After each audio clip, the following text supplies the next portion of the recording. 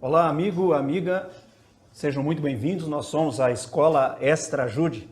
Trabalhamos qualificando pessoas para atuarem no amplo universo dos registros públicos. Preparamos conteúdo técnico específico para o seu crescimento. Aqui ao meu lado, o professor Tiago Machado Burtê. Seja muito bem-vindo mais uma vez, professor. Muito obrigado, amigo Léo. Vamos dar continuidade, professor, a um estudo que trouxemos na aula anterior relativo aos registros civis das pessoas jurídicas. Perfeito. Mais especificamente, trataremos agora, e a partir de agora, das associações. Isso certo? mesmo, isso aí. Vamos em frente. Vamos lá.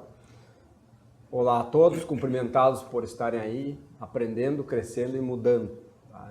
É importante sempre a preparação para a gente poder galgar novos caminhos, novos desafios. Estamos tratando de registro civil das pessoas jurídicas. Temos uma apresentação genérica e depois outra com cada tipo de pessoa jurídica. Tá? As que interessam ao registro civil das pessoas jurídicas. E hoje trataremos de associações. Certo. Tá? Essa parte introdutória a gente sempre refere que nosso objetivo não é tratar as teorias acerca das pessoas jurídicas, e sim fazer uma rápida lembrança do que se trata uma pessoa jurídica. Uma pessoa jurídica é uma ficção criada pelo homem, né, materializada através da vontade dos sujeitos de direito, né, pessoas físicas ou jurídicas, né, que se constituem através ou da lei ou de um ato formal administrativo que é o registro. Por isso que estamos aqui tratando dessa matéria. Registro civil das pessoas jurídicas, tá? Então, não estamos tratando das pessoas jurídicas que decorrem da lei. Isso é direito administrativo, direito público. Aqui certo. É a parte notarial e registral, tá? O que nos propusemos tratar com vocês. Para facilitar a compreensão, procuramos dividir essa apresentação em três partes, a pessoa jurídica. Na parte da constituição, a criação dela. Na parte do desenvolvimento, né, as alterações que o contrato ou o estatuto estão sujeitos. E depois a parte do encerramento, o cancelamento desse registro. Muito bem. Então agora vamos à primeira parte, a parte da Constituição. Da Constituição. Associação, a pessoa jurídica de direito privado. Tá? Lá no artigo 40 do Código Civil temos as especificações das pessoas jurídicas de direito público e as de direito privado. Tá? Associação está dentro do artigo 44 do Código Civil. Dentro do artigo 44, quando trata das pessoas jurídicas de direito privado. Então as associações são um dos tipos de pessoas jurídicas. Tá? Nesse aspecto da associação, a gente precisa sempre fazer trazer para reflexão o que a Constituição Federal nos remete, para a gente, a partir da Constituição, materializar, concretizar o direito no dia a dia através dos serviços notariais e registrais. Tá? Lembrando que esses serviços notariais e registrais servem para isso, constituir, modificar, declarar e extinguir direitos. Tá? Então vamos para a Constituição, artigo 5º, inciso 17. É plena liberdade de associação para fins lícitos. Então, para fins lícitos, é plena a liberdade de associação, vedada de caráter paramilitar. Tá? Então, aqui já tem uma indicação para nós. Se a Constituição está dizendo que é plena liberdade de associação para fins lícitos, se aportar dentro do registro civil um estatuto de uma associação com um objetivo, um dos objetivos narrados ali, com algum objetivo ilícito, não vai ser possível registrar. Está contrariando a Constituição. Certo. Tá? E aqui, entre o que é lícito e ilícito, vocês no dia a dia sabem melhor do que nós aqui enfrentar essas questões. Tá? Mas não pode uma associação ser criada para fins ilícitos, portanto, afronta a Constituição. Sim. Nesses termos, se é apresentado um estatuto nesse sentido, faz uma impugnação, citando o artigo 5º, inciso 17. Certo. Faz, então, restrições quanto à licitude, né, do objeto, né, e veda a associação de caráter paramilitar. Isso aí. São as exceções. Tranquilo. Vamos para o próximo inciso. Inciso 18 do artigo 5º da Constituição. A criação de associações, vamos trazer aqui a pessoa do registrador civil das pessoas jurídicas. Certo. Porque é ele que vai constituir através do ato formal de registro. Tá? A criação de associações e, na forma da lei, a de cooperativas, outra apresentação específica que temos sobre cooperativas, tá? Independem de autorização, sendo vedada a interferência estatal em seu funcionamento. Muito relevante isso aqui. Certo. O Estado não interfere nas relações privadas daquelas pessoas que se uniram para criar uma pessoa jurídica. O Estado não pode interferir. Teve tempo que tinha interferência. Aquele tempo em que o Estado estava controlando a vida da sociedade, quando o mundo estava mais dividido, né? Houve um tempo em que essa disposição não era aplicada. Hoje ela está na Constituição e é aplicada. E já está na Constituição, né, como um direito individual aqui, né, constante do artigo 5º, que fica muito difícil, inclusive, de ser alterado isso aqui. Tá bem? Vamos lá. Inciso 19. As associações só poderão ser compulsoriamente dissolvidas ou ter suas atividades suspensas por decisão judicial. Por vontade é uma coisa. E veremos que é possível fazer a dissolução na pessoa jurídica. Não tem problema.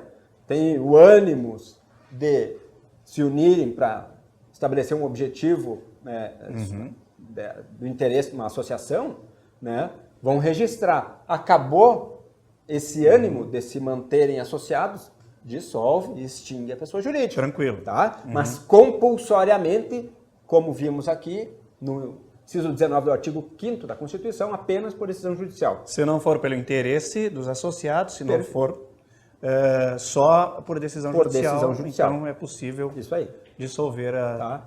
E um outro inciso super importante também, inciso 20 do artigo 5º, ninguém poderá ser compelido a associar-se. Ninguém é obrigado a entrar, a participar de associação alguma. Ou a permanecer associado. Ou a permanecer. Sai a hora que quiser. Tá? Possível arrependimento. Isso aí. Ou mudou a vontade dele, pronto. Tá certo. Né? Tá? Então, trazendo a Constituição, artigo 5º, esses incisos aqui são muito importantes de ter presente. Porque nesse inciso 20, por exemplo, né, que é vedado, que ninguém poderá ser compelido a associar-se ou a permanecer associado, se o estatuto que está sendo objeto de qualificação para ver se vai poder registrar ou não tiver uma condição que vede esse exercício constitucional do direito, impugna, não pode registrar. Vai ter que adequar o texto para poder registrar. Tá certo, claro. Tá? Então é muito importante conhecer não só 6.015, não só 6.015 e Código de Normas. Cada estado tem o seu. Começa pela Constituição. Constituição Federal sempre. Isso aí. Tá? Então vamos trazer o conceito de uma associação. Agora, o que é associação? Artigo 53 do Código Civil. Examinem lá. Constituem-se as associações pela união de pessoas. Quantas? A lei não disse. Duas no mínimo. Duas ou mais. Tá? Uma só já não é uma associação. Tá bem. Tá? Se vier um estatuto com um instituidor, apenas o diretor e só ele qualificado, não dá porque não é associação, não é união de pessoas. Tá? Então, união de pessoas, daí físicas ou jurídicas, a gente tem que lembrar disso, tá? Porque duas pessoas jurídicas podem se unir para criar uma associação. Certo. Tá? É e como se trata de físicas ou, aí pergunto, professor, pode ser... Pode ser misto. Pode ser misto, pode, não tem problema. Tá bem. Então vamos lá, artigo 53. Constituem-se as associações pela união de pessoas que se organizem para fins não econômicos. Fins não econômicos. Então, mais uma pessoa organizada para fins não econômicos. A diferença de uma associação, temos que fazer o paralelo. A diferença de uma associação para uma sociedade é que a sociedade tem fins econômicos. Sim. A cooperativa tem fins econômicos? Tem. Né? Então, temos essa diferenciação aí. Tá? A cooperativa, perdão, ela pode ter. Tá? Professor, quanto a direitos e obrigações recíprocos, existe entre esses associados? Entre os associados, não. Tá? Entre os associados, isso está no artigo 53, parágrafo único do Código Civil. Não há entre os associados direitos e obrigações recíprocos. Certo. Entre os associados, pode ter, há sim direitos e obrigações entre cada associado com a pessoa jurídica. Mas entre eles não tem vínculo. Tá? Não há um vínculo entre os associados. Tá? Tá. Professor Tiago, tratando-se da fase de constituição, explique-nos, por gentileza, como se cria uma associação. Essa união de vontades, duas ou mais pessoas, né, se organizam para fins não econômicos, elas vão conversar, vão sentar, fazer um ajuste, via de regra, por uma assembleia, tá? Que vão colher a vontade de cada um, né? O resultado dessa assembleia aqui está materializado através da análise de diversos requisitos que a lei estabelece, né? Ou seja, eles têm que deliberar sobre a constituição da associação e, na mesma oportunidade, ou até pode ser em outra oportunidade, definir o ato constitutivo, que é o estatuto. A associação é regida por um estatuto. Certo. Tá? Então, quando se delibera, materializou essa vontade conjunta de criar essa pessoa jurídica, na mesma oportunidade de preferência, já se analisa o estatuto, os termos do estatuto, conhecendo a lei civil, conhecendo a lei de registros públicos, porque tem requisitos que precisam ser observados. Tá? Sim. Não precisa não é obrigatório que essa deliberação acerca do estatuto seja na mesma. Pode ter uma ata de assembleia dizendo, nos reunimos hoje para fins de constituição da associação. Esse é o interesse?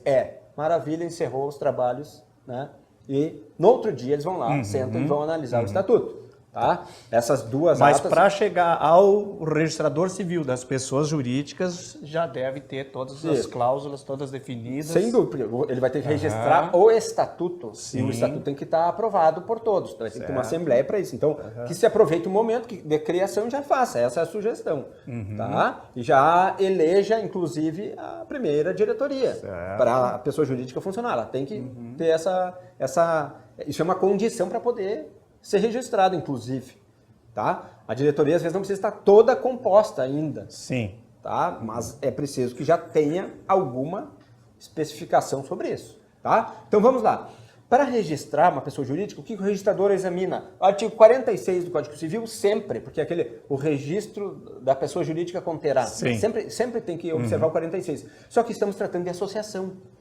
E aquilo que trouxemos na aula específica das pessoas jurídicas. Tem determinados tipos, como é a associação, que tem um artigo próprio, que tem outros elementos, outros requisitos que também precisam ser observados. Então, para a associação, a gente vai ter que cumprir, além do 46, o 54 do Código Civil. Muito tá? bem. Registrador civil, quem trabalha em cartório ou quem está materializando o estatuto, tem que conhecer esses dois dispositivos, 46 e 54. Sem passar pelo crivo desses requisitos, não vai ter registro desse estatuto, vai ser impugnado. Então, atente, senhor registrador, para o artigo 46 e 54 do Código Civil, quando for requisitado o registro de um estatuto. Isso aí. De associação. Isso aí, de associação. Não costumo passar aqui os requisitos do artigo 46. Então lá pega o artigo 46, dá uma lida e preenche lá o estatuto. O 54, como estamos tratando de associação, né, acho que é importante a gente dar uma aprofundada aqui. Então vamos lá, 54, sob pena de nulidade, veja bem, sob pena de nulidade. Se não tiver um dos requisitos, não é associação. Tá? E se o registro registrou com a falta de um requisito, aquele registro em tese é nulo e vai dar a aparência de que tem uma pessoa jurídica constituída quando não tem responsabilidades.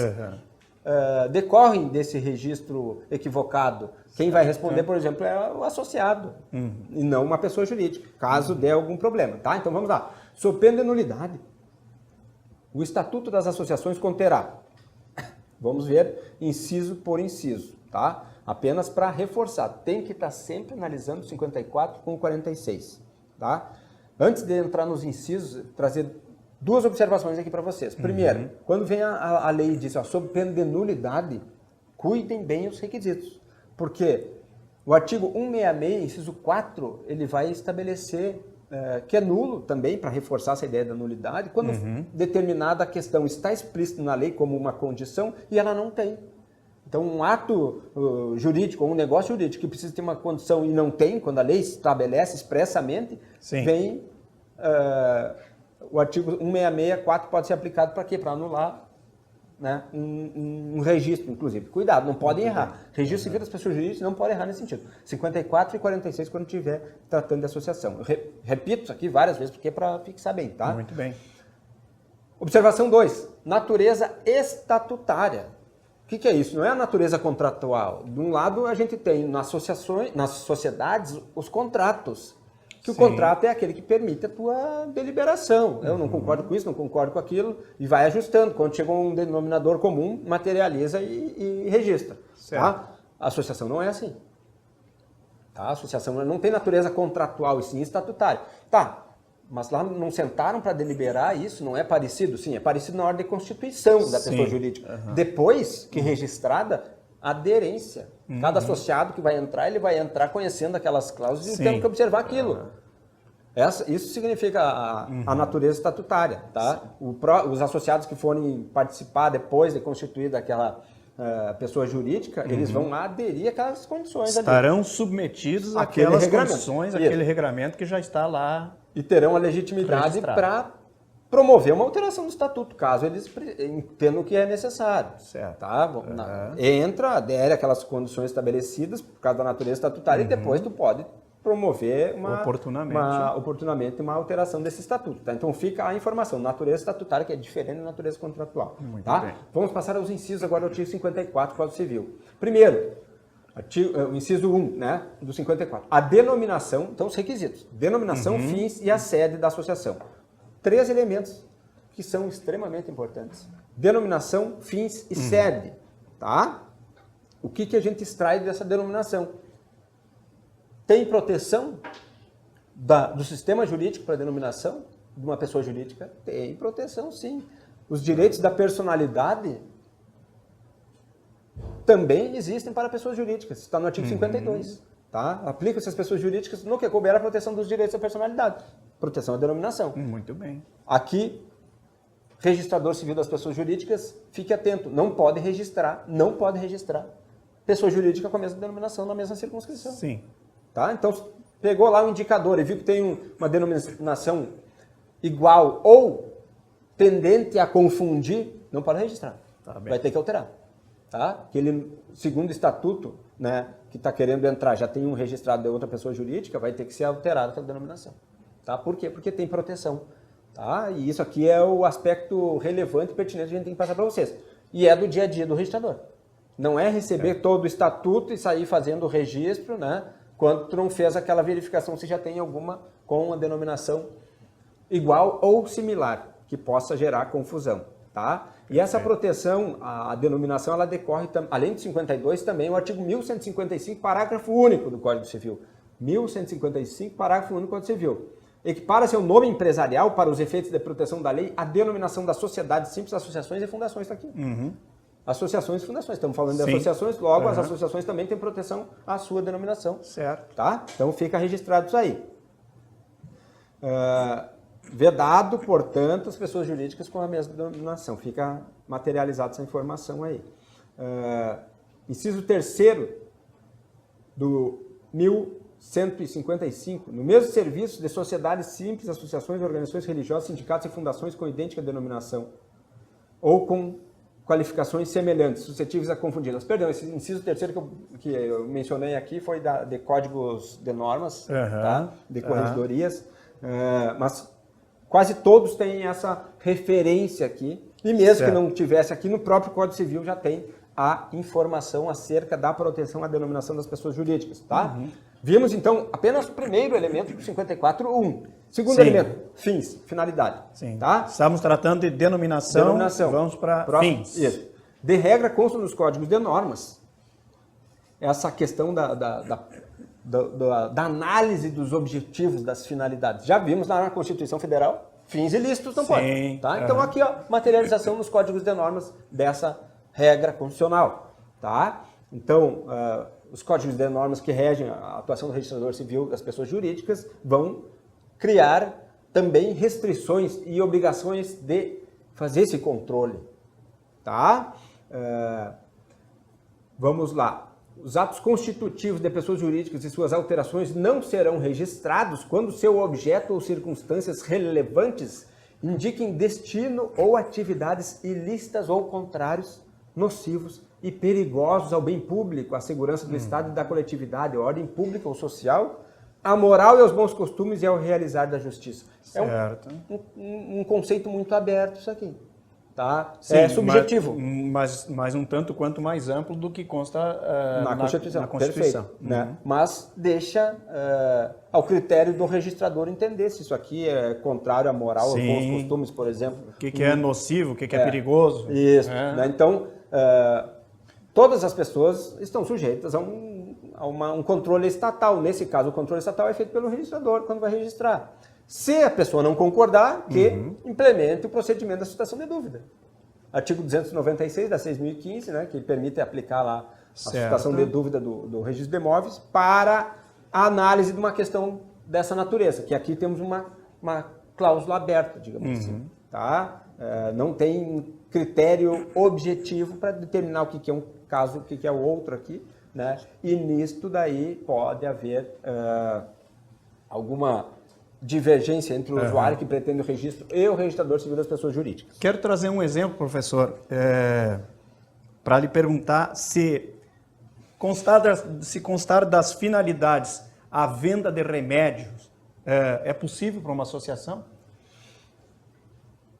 Veja bem, não pode ser o objetivo preponderante isso, porque senão não se trata de associação, e sim de uma sociedade. Certo. Tá? Mas a associação é possível. Associação dos moradores de um bairro, associação de pessoas com algum certo problema de saúde, podem se reunir, tá? E criar mecanismo de ação via associação, que permite a compra e venda, atos negociais. Certo. Tá? Pode constar da finalidade, então, na criação de uma associação, a venda de remédios. Pode. E aí o registrador vai fazer não sendo o objetivo análise, principal, né? Não sendo o objetivo principal. O que vai acontecer? Vai ter ato comercial, pode até ter um letreiro para chamar atenção, como se fosse alguma atividade comercial, mas não é. Sim. Tá? E aquela renda alcançada ali vai ter que reverter em prol dos estatutos. Não é lucro. Tem que reverter em prol da associação. Certo. Tá? Ou seja, vai beneficiar tanto aqueles que compram lotes de remédios mais baratos, tu comprar sozinho é uma coisa, tu comprar via uma pessoa jurídica é outra, né? Como eles podem vender, alcançar lucro para reverter, para tratar a doença, etc. Tá? Então, não é vedado isso. Associação, não é por ser associação e não ter fins econômicos, não pode exercer eventualmente algum negócio. Tá? Não pode ser o negócio principal, porque daí muda a natureza, deixa de ser associação. Tá? Então, esse é um detalhe muito específico e também sujeito a alguma análise mais criteriosa do registrador, né? Que precisa estar atento, mas também não pode negar essa possibilidade. Certo. Tá? Tratamos de denominação, fins e a sede. Agora, a sede. Vamos para a sede. Que também ainda está dentro do primeiro inciso do 54. Tá? Sede. Detalhe é o seguinte, ó, gente. Artigo 12 da Lei 89/35 de 94. Artigo 12. Ele vai dizer no princípio da territorialidade expressamente para quais atividades? Para quais atividades? Registro de imóveis, registro civil das pessoas naturais. Não existe princípio da territorialidade do RTD, RCPJ? Existe ou não existe? E aí? O artigo 12 da Lei 89/35, 94, deixou em aberto. E isso aqui, por exemplo, lá nas notificações extrajudiciais do RTD, tem inúmeras decisões, até hoje acho que está consolidado nesse sentido, que é possível o RTD fazer uma notificação sem que domicílio do notificante quanto do notificado sejam daqueles da circunscrição a qual foi registrada e remetida a notificação. Vejam, artigo 12 pecou nesse sentido, deveria ter incluído... Abre uma certa concorrência. Abre uma certa concorrência entre os cartórios. Nós não queremos abrir aqui essa discussão. Só estamos trazendo o seguinte, essa lacuna do artigo 12, por não ter incluído RCPJ e RTD ali, nos remete para uma reflexão. Registro civil das pessoas jurídicas, eu posso registrar independentemente de onde é a sede. Então, vou ter uma pessoa jurídica, por exemplo, com a sede em Porto Alegre, registrada em Curitiba. Não faz sentido nenhum. Não faz sentido. Tá? Então, aí, vamos achar aonde a solução. Temos que extrair de um lugar. Artigo 45 do Código Civil. Vamos lá. Começa a existência legal das pessoas jurídicas de direito privado com a inscrição do ato constitutivo no respectivo registro. Não disse qual. Então, é questão interpretativa. Tá? Por quê? Interessa a sociedade que vai tratar com aquela pessoa jurídica, conhecer os seus atos constitutivos para eventualmente buscar lá uma responsabilidade. Tá? Então, tem que ter o registro, atrai a regra da territorialidade para a sede, tá? Em função dessas questões. Então, nesse particular da sede, lá do artigo 54.1, onde é a sede vai ter que ter o registro. E isso se compõe ainda, se complementa a informação quando os códigos de normas eles remetem à obrigatoriedade de tu registrar a pessoa jurídica sempre onde tem filial. Sim. Então, a ideia é, onde tiver atuação da pessoa jurídica, que exista um registro dela. Ou seja, princípio da territorialidade. Tá certo. E esse princípio da territorialidade é diferente do território do registro de imóveis, porque daí tu vai ter vários registros, inclusive de uma pessoa jurídica só. Porque a filial, por exemplo, não é a nova pessoa jurídica, é a mesma pessoa jurídica. Né? Tem a matriz, com o registro no local, e ali tem a sua base territorial, né? Mas uma pessoa jurídica vai ter mais de um registro, ou seja, o princípio da territorialidade um pouco diferente do registro de imóveis, né? Em face de onde ela está atuando. Quantas forem as filiais. Isso mesmo, de onde ela está atuando. Tá? Então é um princípio da territorialidade um pouco diferente que no RCPJ. Tá? É o que tínhamos para tratar aqui acerca desse inciso primeiro, a recém, do artigo 54. Vimos, professor, os aspectos relacionados ao inciso primeiro do artigo 54 do Código Civil. Agora, gostaria de ir um pouquinho adiante. Vamos tratar do inciso segundo, relacionando com os requisitos para admissão, demissão e exclusão dos associados. Maravilha, maravilha. Inciso segundo, então. O que temos para tratar sobre admissão, demissão e exclusão? Admissão, lembrando aquela regra lá da Constituição. Ninguém é obrigado a se associar ou a permanecer associado. Então, admissão é isso. Tá? Certo. Questão muito delicada essa da admissão no âmbito constitucional é aquela possibilidade que tem de tu criar uma associação voltada para aquilo que tu está sintonizado, digamos assim. Porque pode ter uma associação de uma determinada religião ou credo, associação de determinadas pessoas, de determinado gênero. Isto não é inconstitucional se tiver pessoas jurídicas desse modo. Tá? Significa o quê? Pode ter limitação nos estatutos para admitir pessoas. Porque o interesse daquele grupo, aquela associação, ela tem um objetivo primeiro, que se ficar entrando pessoas que não estão relacionadas com aquele objetivo, ela perde a sua função, a natureza para a qual foi criada. Então é possível que requisito de admissão possa ter critérios que às vezes podem parecer inconstitucional, mas não são. Porque o objetivo daquela pessoa jurídica é aquele. Quer participar de determinada atividade, bom, não é naquele lugar, naquele espaço com aquelas pessoas. Certo. É no outro lugar, no outro espaço com outras pessoas. Procure, então, a associação correta. Isso pode ter uma certa limitação e o registrador tem que estar aberto para isso. Aberto, Ou senão, todas as associações servem para tudo, não é? Sim. Né? Para trazer a Constituição para cada pessoa jurídica dessa aqui, bom, tudo é livre, tudo aberto. Né? Não é assim que funciona nessa questão. Então, requisitos de admissão podem ser previstos. E isso não contraria, esses critérios não contrariam a Constituição Federal. Muito tá? É interessante a gente trazer isso aqui. O registrador tem que estar aberto.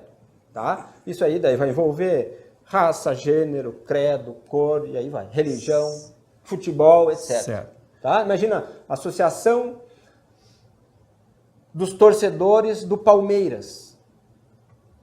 Vai permitir um corintiano entrar? Vai dar problema. Vai dar problema. Né? Ou a associação... Muito problema. Eu vou perguntar isso depois para o meu amigo Rubens, o que ele vai nos dizer. Palmeirense. Palmeirense.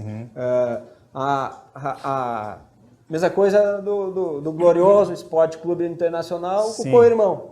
Né? Pode ter uma associação que vede. Co-irmão é Grêmio de Futebol Porto-Alegrense. O Greminha, isso aí. Né? Então, brincadeiras à parte, para a gente descontrair e lembrar a vocês que é possível que existam requisitos, critérios de admissão nesse tipo de pessoa jurídica. E Isso não contraria o registrador tem que ter flexibilidade para entender que não se trata de discriminação, que não se trata de estar contrariando o que diz a Constituição. A regra é que todos são iguais. Sim, todos têm direitos iguais de participar. Bom, mas vai participar no teu núcleo, né, onde tu está relacionado e tem essa sintonia, digamos assim, tá? Admissão, vimos. Demissão. Demissão não tem muito mistério. A lei não tem um critério claro do que é a demissão. Demissão é o pedido para sair. Certo. Eu quero sair, tá? Não é a pessoa ser imposta a sair. Isso é exclusão daí, tá? Requisitos de demissão. Como não tem uma construção na lei, a gente busca lá no artigo 23, inciso 2, e no artigo 32 da Lei das Cooperativas, a Lei 5764 de 1971. Artigo 23, inciso 2 e 32 da Lei 5764 de 71. Que é a manifestação de vontade, não quero mais permanecer associado, estou manifestando aquele meu direito constitucional de não participar mais da associação. O que vai diferenciar, então, da exclusão é a vontade. Isso. E a exclusão já é aquela em que tem uma ruptura do estatuto, né, do interesse do núcleo ali, daqueles associados com uma pessoa ou um grupo de pessoas, tá, que participam daquela pessoa jurídica. Quando houve esse rompimento, que é mais forte do que a demissão, né? Demissão é pedido, né? A exclusão é aquele, vai ser compulsoriamente excluído. Né? O grupo aqui está te excluindo e daí precisa o quê? Ter regramento claro no estatuto e daí entra a Constituição Federal aqui para proteger aquele associado que quer permanecer e os outros querem tirar dele. Ampla defesa e contraditório devido ao processo legal. Vai ter que ter um regramento desse tipo dentro do estatuto. Interessante. Tem que ter cláusulas nesse sentido. Tá? É assegurada essa pessoa. E se não tiver no estatuto, como não, aqui vimos como requisito do artigo 54 sobre pena de nulidade. Então tem que ter alguma questão. Se não tiver muito claro isso, a Constituição que vai regrar nessa questão do direito à ampla defesa e contraditório, devido ao processo legal, tá? Isso está no artigo 57 aí do Código Civil para vocês examinarem e sugiro aqui um estudo do recurso extraordinário número 201.819, dígito 8. Repito, 201.819, dígito 8, Rio de Janeiro. Tem um recurso extraordinário que trata dessa questão aqui que é bem interessante, que não foi dado o direito ao contraditório, à ampla defesa, e a pessoa conseguiu... Olha só, foi até o Supremo para resolver. Sim, tá bem? Sim. Dá para dizer, então, que em todos os casos só é possível a exclusão após, vamos dizer assim, a ampla defesa e o contraditório. Quer dizer, se não houver isso, se não houver isso, pode ser discutido judicialmente. Sim, mas como vimos que é um requisito obrigatório, sob pena de nulidade, alguma questão tem que ter. Não é só o estatuto é vago nessa questão da exclusão. Não, tem que ter uma mínima, um mínimo regramento dessa matéria para poder dar segurança. Certo. Senão vai ser nulo. Entendeu? Tem que ter essa informação. Talvez, às vezes, não é muito completa, muito complexa a explicação ali, né? E o registrador vai analisar. Se ele entendeu que não basta aquilo ali, impugna para aperfeiçoar o mecanismo que vai dar a segurança. Agora, quando tiver um regramento mínimo ali, pode registrar isso aí. Tá? Vimos então o inciso 1 e 2 do 54. Vamos adiante aí. Inciso 3º. Os direitos e deveres dos associados. No princípio não tem muito mistério, né? O artigo 55 vai nos falar do Código Civil. Os associados devem ter iguais direitos, né? Mas o Estatuto poderá instituir categorias com vantagens especiais. Certo. Categorias com vantagens especiais previstas no Estatuto. Isso. Onde é que existe isso?